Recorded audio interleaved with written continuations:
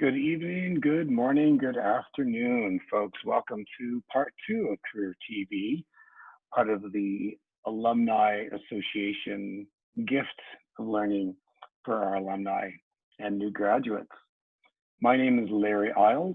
I am a senior faculty member with the Career and Experiential Learning Department, and I am the Career Services Coordinator for Thompson Rivers University.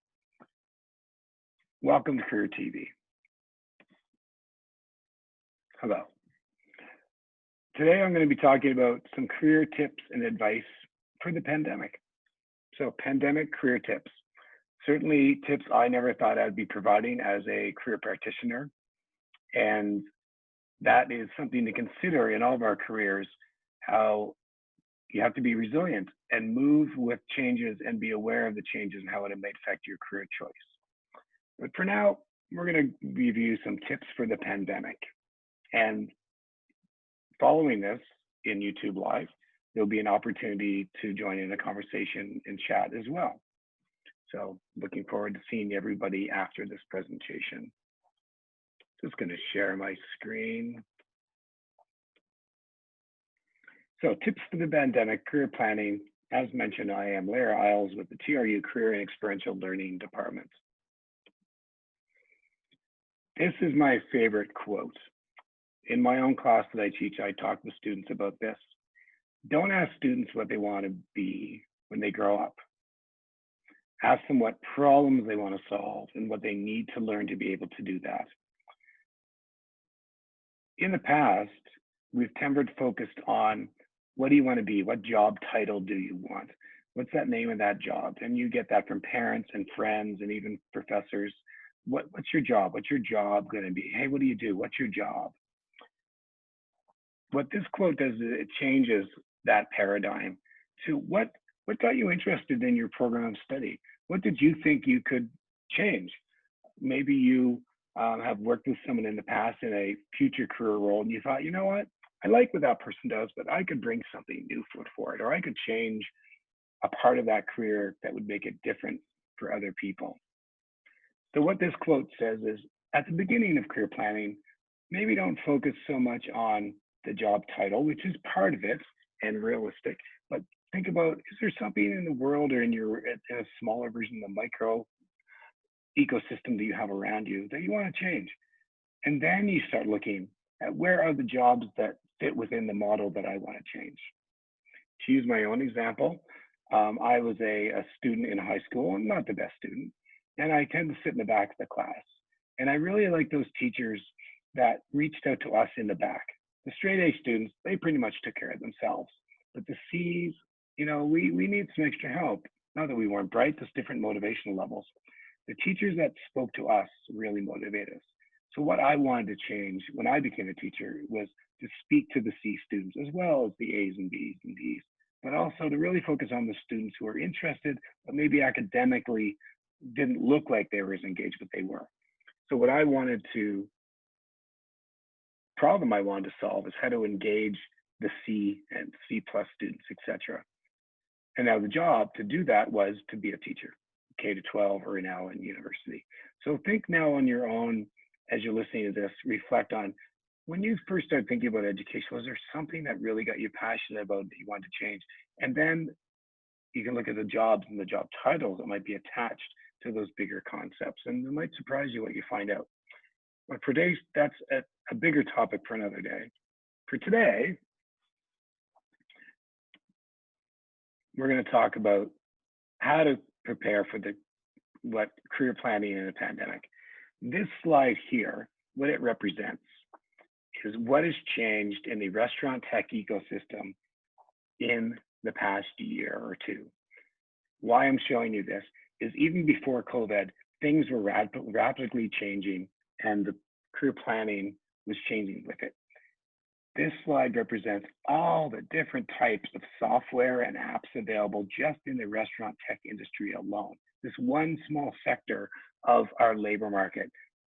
Just look at all the possibilities under voice technology, under accounting, under design through smart kitchens, under corporate administration, under supply chain management, CRM systems, purchasing and inventory, plus the front end.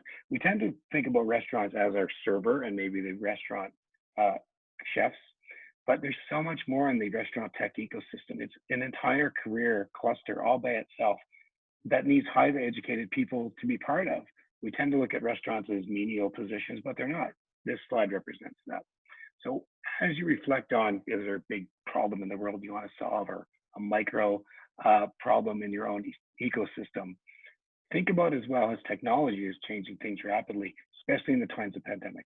The pandemic has increased the technological ecosystem tenfold in ways we don't even know yet because we're still in the middle of it. So it's very hard to predict what's going to happen with careers and labor market when in the middle of a situation. Um, but we know for sure it's changing technology rapidly. And even prior to the COVID-19, look what was happening in the restaurant ecosystem. And I bet in a year, this will be even more advanced for other areas. Now, what does this anything to do with career planning for the pandemic? Well, one is things are going to be digital. Most likely you're going to be applying online, interviewing online, and even most likely starting your first job without you ever meeting your colleagues face to face. That's what's changed. You have to start thinking about how you fit in to career choices within the pandemic. This is a career SWOT, and this is a great tool. It's used in business quite often, but this is a great tool for you to look at this from a career perspective. What are your internal and external environments, and examine your strengths and weaknesses. Now, I don't like the word weaknesses, but it matches with the whole SWOT analysis. I prefer gaps. Where are the gaps that maybe some of your programming or your degree didn't offer? And how can you fill some of those gaps? So be honest with yourself. You wouldn't share this with anybody. But what are your internal strengths? Those are the ones innate to us, and they change over time. For example, I've been a teacher for almost 25 years, over 25 years. But in university, if you would have asked me to do a presentation, I actually would have avoided classes if I knew there was a presentation component.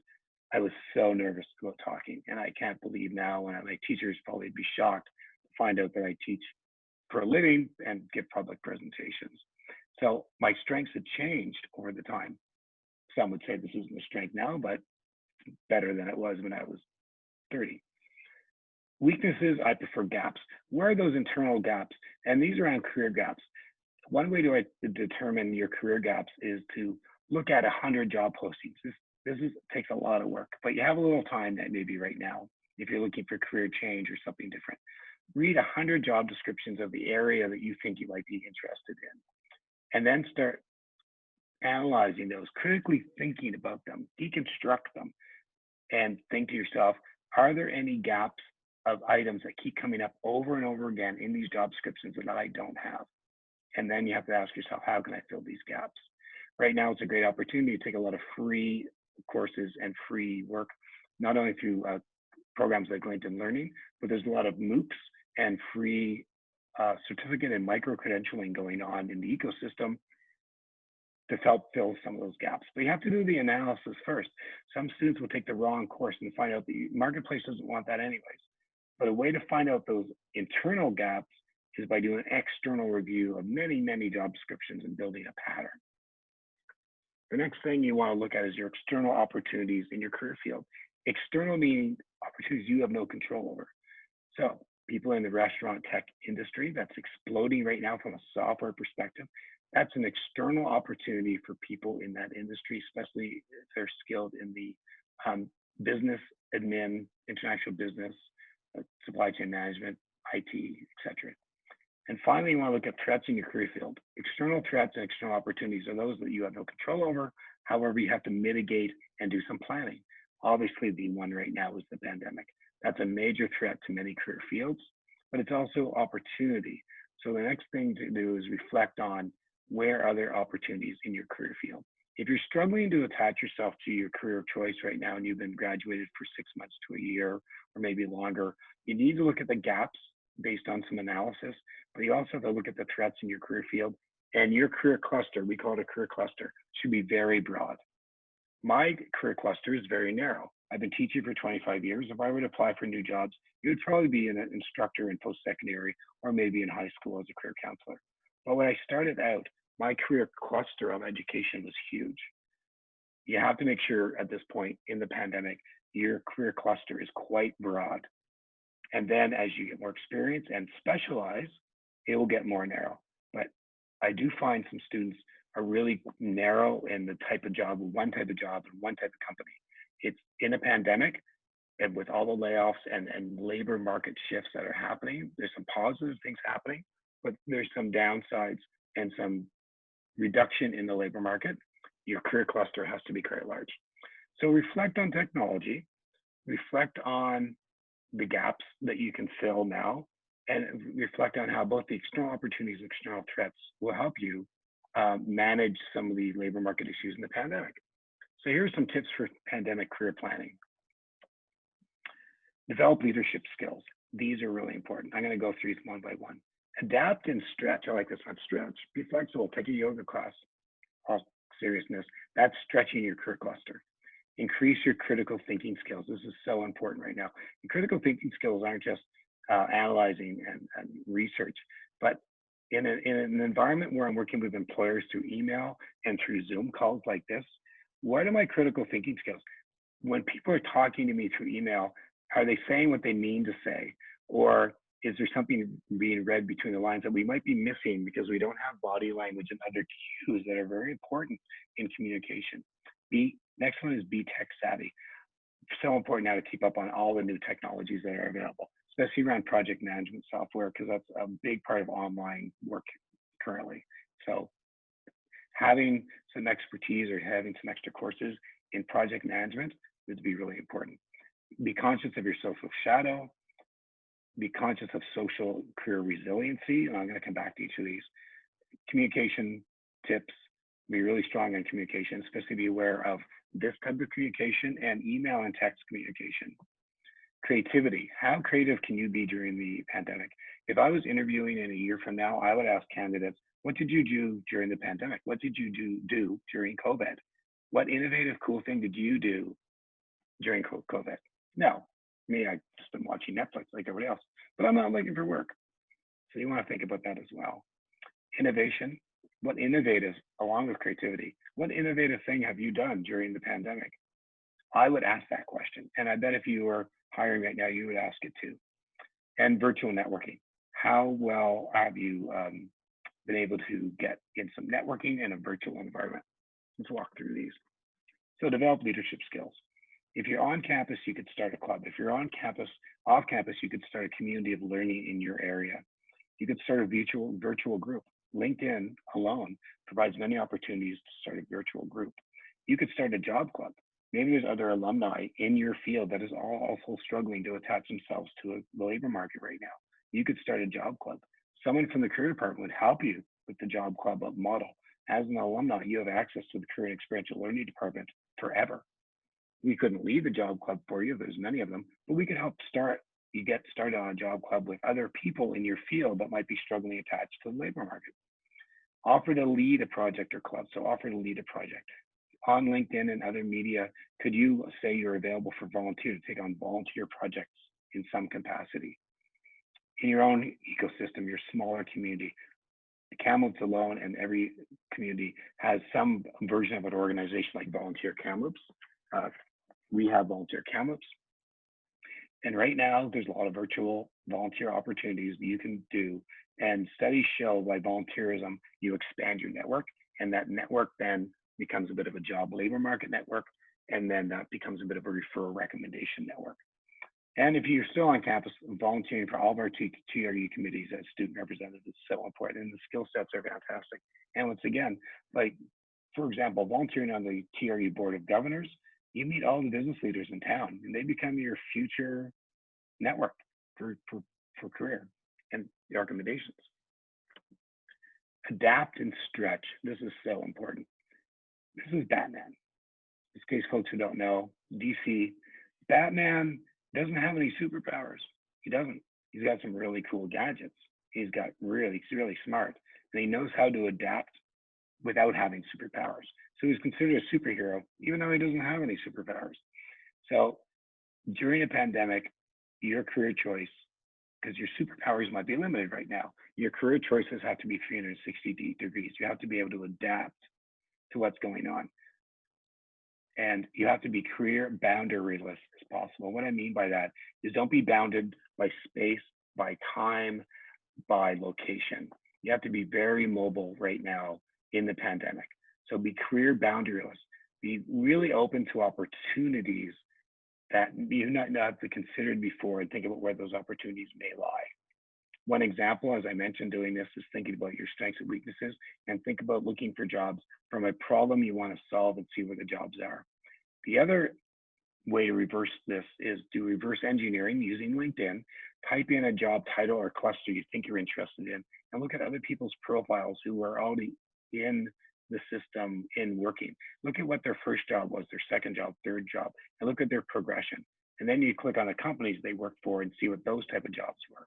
You might surprise yourself, the other opportunities out there that you hadn't considered without the job title, but what they do for a living. So what are they doing? Don't focus so much on the job title. Studies show us there's over 80,000 possible job titles in North America alone. Many are very similar, and you might be very limiting yourself. Very limiting. You might be limiting yourself with overlooking one or two job titles. So you want to adapt to the pandemic by being as boundaryless as possible. You want to stretch that career cluster out, because Batman, no superpowers, but he's adapted and stretched and is considered a superhero. He's got super gadgets. Your super gadget, by the way, is a resume, awesome resume, LinkedIn profile. Those are your super gadgets. That's another topic. Increase your critical thinking skills. How do you improve your critical thinking skills? One way is perhaps through GPA, even though there's a lot of studies out there that show high correlation of GPA doesn't always relate to a high performance, post-academics in the job market. So how do you improve some increase your critical thinking skills? Right now, during the pandemic, you should be very active if you choose to be in social media. Now, not everybody wants to be active in social media, and that's fine. You have to find some other ways to be active and get your critical thinking skills out there. But for example, one way to increase your critical thinking skills is post an article you have written analyzing a current situation. So we have some students right now and graduates posting out what it's like to look for work in a pandemic, and they're bringing out articles. Very interesting reads. They're getting a lot of other people reading them. There's another student who started their own career podcast, and they're interviewing people from a radio podcast perspective on what it's like to look for work during a pandemic. So there's ways to increase your critical thinking skills. The other thing is to increase your critical thinking skills is do not just apply it for every job you see on Indeed. Indeed stats say they get between 400 or 500 applications within the first half hour of a posting. You want to deconstruct many job descriptions in an area you're interested in, and try to find those themes and patterns that match your skills and also might show some gaps that you have as well. So critical thinking skills are very important. And that's also analyzing, is there a big problem I want to solve, and where do those jobs exist within that? That's critical thinking skills as well. Also becomes a great answer to an interview question. Be tech savvy. The thought that I don't like computers and I'm not going to do anything with them is fine. But that comes, if you look at that career SWOT, that would be an internal weakness, to be honest. The world of tech is here. Industry 4.0, if you want to look up the World Economic Forum report on Industry 4.0, the world of tech is here. That restaurant ecosystem alone shows how advanced the tech is. So you have to be very tech savvy, or you're going to be left behind. Ensure you're not left behind in the digital ecosystem. Every job right now, every role, problems you want to solve is going to have some aspect of tech. So read about the fourth industrial revolution and reflect how this will impact your future skills and your digital career gaps. That's very crucial. If you're sitting there thinking, I don't like computers, I want nothing to do with this, that's fine. Then your career search is going to be, where do I fit in a role that does not need any tech at all? And they exist, but there'll be fewer and farther between as Industry 4.0 takes hold. And the pandemic has actually exacerbated or highlighted areas of tech that people have jumped on. And working from home alone using technology is one of the bigger ones. We've been talking about that for years, but now it's happening. Resiliency. You have to understand the labor market for your sector. A lot of folks will be laid off right now, but a lot of folks will get new jobs also. In a couple of years, this will all level out. We don't have a comparable in the labor market to the pandemic, but we know patterns. When there's disruptions through typically recessions, in the labor market, there's a labor market disruption, and then that labor market steadies, and then as the economic factors change and increase, the labor market will increase. This will change. Jobs will become available again. They might not look the same. So what's the labor market for the sector that you're in? And by sectors, I mean biology, chemistry, IT, accounting, creativity, the arts, psychology, teaching, healthcare. There's 42 sectors or more represented in Canada, and each of them have a sector council. So think about the sector you might want to work into, and that sector could be made up of a career cluster of thousands and thousands and thousands of different possibilities. So think about the career cluster, type that in under the title Sector Council for Accounting, Sector Council for Supply Chain Management. A lot of the sector councils have great information on career planning and building. The goal of this is understanding the labor market, that's an external opportunity and an external threat, and to be career resilient. Think 10 years down the road and where your career is going to be, because you don't want to be folks that get laid off and they get interviewed by the news and they say, I didn't see that coming, but they did see it coming if they would have paid attention to the labor market for their sector. For example, Tesla. Tesla is disrupting the auto industry. We've often wondered when electric cars were going to really take hold. In Kamloops alone, I see a Tesla every 3 seconds now. What that means for the auto worker and the auto industry is there's going to be a technological shift and there's going to be a labor shift. The folks that don't stay on top of the changes may find themselves displaced, and they may be interviewed and say, I didn't see that coming, but they did. The change in the auto industry is here and it's going to increase. So you have to think, if possible, in 10 years, where would you be? What would change in your industry? If there is an app you could invent, can you easily invent an app for your future job? If you can easily invent an app for your future job, that's career resiliency in action. What can I do to adapt and move forward in that career? So understand the labor market for your sector will help you with career resiliency. Communication, working from home is hard. It is, and it comes with communication challenges. So think about clarity in emails and virtual meetings. This is a must. So this type of communication is more important than ever. All communication is important. Everything's about relationships. It's tough to have online relationships and deal all day with texts and emails. So communication skills in a pandemic is important. And by the way, places like Toastmasters are still running in a virtual environment. So getting practice in speaking like in a public forum, even speaking online, Toastmasters is up and running and virtually in some communities. So focusing on your digital communication becomes more important than ever, because for the next year or two, many industries will be working from home and some may never return to a face-to-face again. The cost savings alone and the energy savings of not having a 30-story building filled with thousands of people might be very attractive to some companies once they realize their employees do a really good job working from home. They can trust them. I think that's been a factor why folks haven't worked from home before, is there was trust. Employers didn't trust the employees who work, and that's not happening. Things are moving and happening in a virtual environment. So communication during the pandemic becomes very important. Creativity and innovation. A great interview question, as I mentioned, once the pandemic is resolved, is tell us what innovative things you did during COVID-19.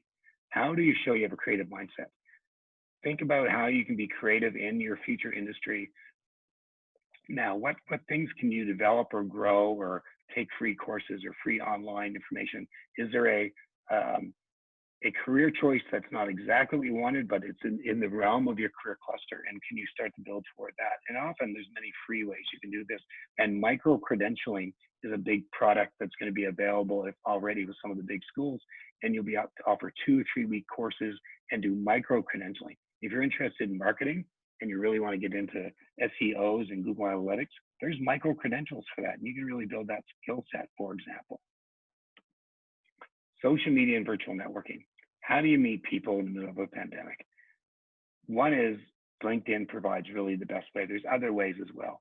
But by doing profile searches and then reaching out to people in your career cluster and inviting them for a quick meeting, would definitely be one way.